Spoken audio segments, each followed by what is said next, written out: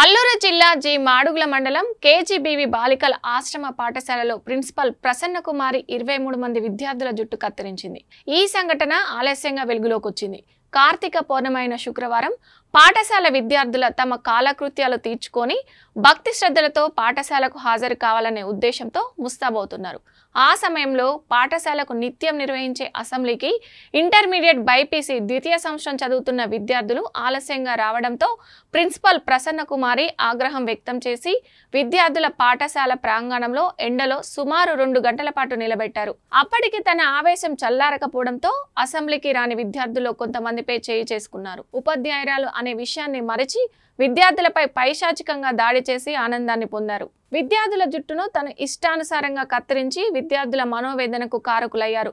జుట్టు కత్తిరించిన సమయంలో కొంతమంది విద్యార్థులు పాఠశాల చుట్టూ పరిగెడుతున్నా వారిని వెంబడించి తన వద్ద ఉన్న కత్తెరతో జుట్టును విచక్షణ రహితంగా కత్తిరించి పైశాచిక ఆనందాన్ని పొందారు. పాఠశాలలో చదువుతున్న విద్యార్థిని ఒకరు తనకు మొక్కు ఉందని తనకు జుట్టు కత్తిరించవద్దని ఎంత ప్రాధేయపడ్డా వినిపించుకోకుండా తన కార్యక్రమాన్ని కొనసాగించారు.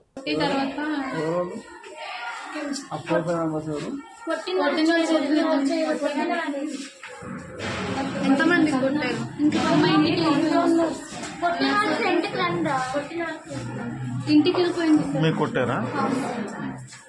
కొట్టారు సార్. కొట్టిన తర్వాత వచ్చి ఎండలో నిల్చోబెట్టారు సార్. ఎంత 2 అవర్స్ ఎండలో నిల్చోబెట్టారు సార్. ఈవిడికా పేరు? ధనుష్.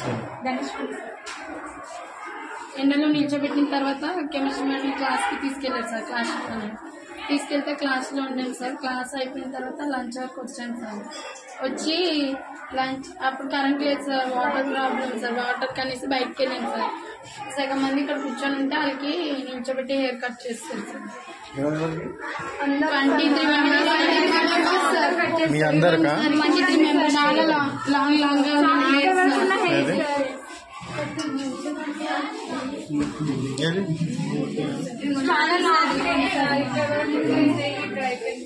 మీది కూడానా?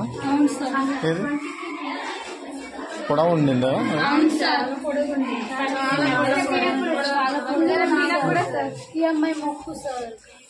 మొక్కుందా?